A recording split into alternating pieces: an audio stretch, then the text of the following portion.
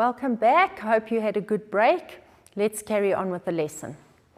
Okay, so what we're going to have a look at now, we've covered speciation and the speciation events.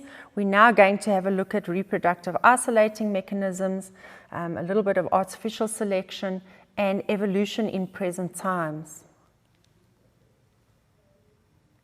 Okay, so let's have a look. Mechanisms of reproductive isolation. So basically what we're trying to do is we're trying to keep species from crossbreeding.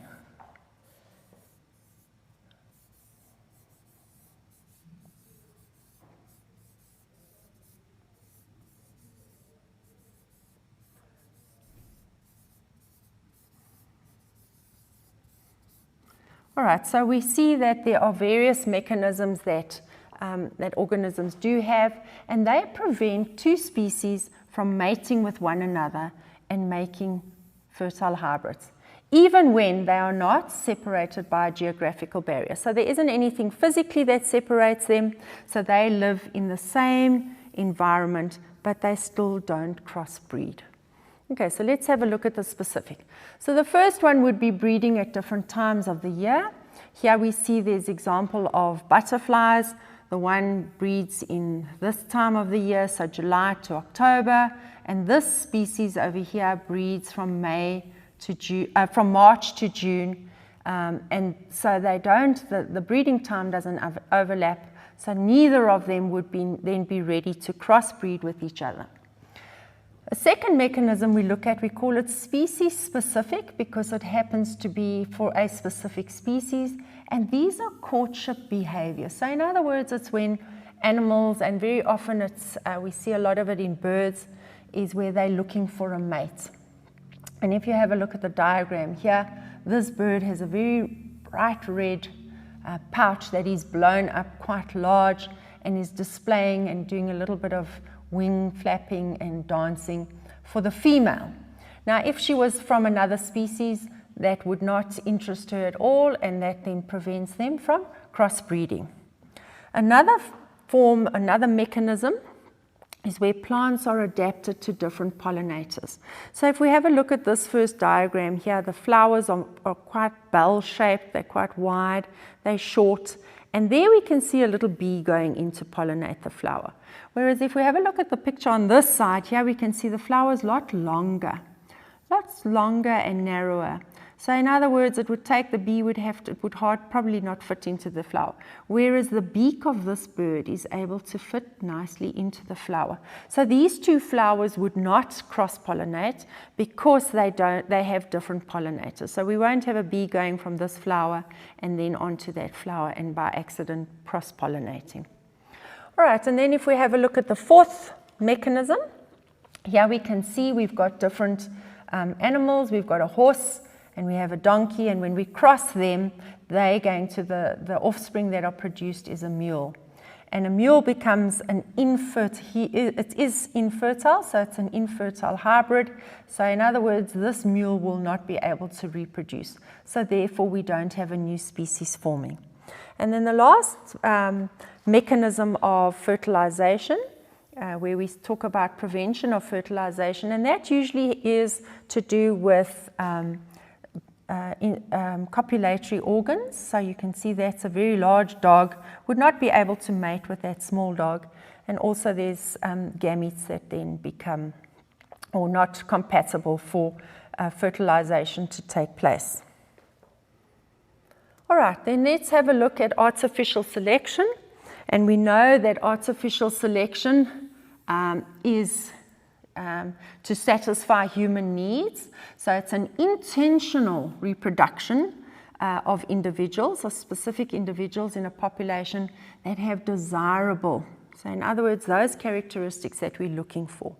And we find artificial selection when we look at domesticated animals that we want. So we artificially select cattle because they have lots of meat, they produce, they become quite strong and have lots of muscle, or we have those that produce high amounts of milk.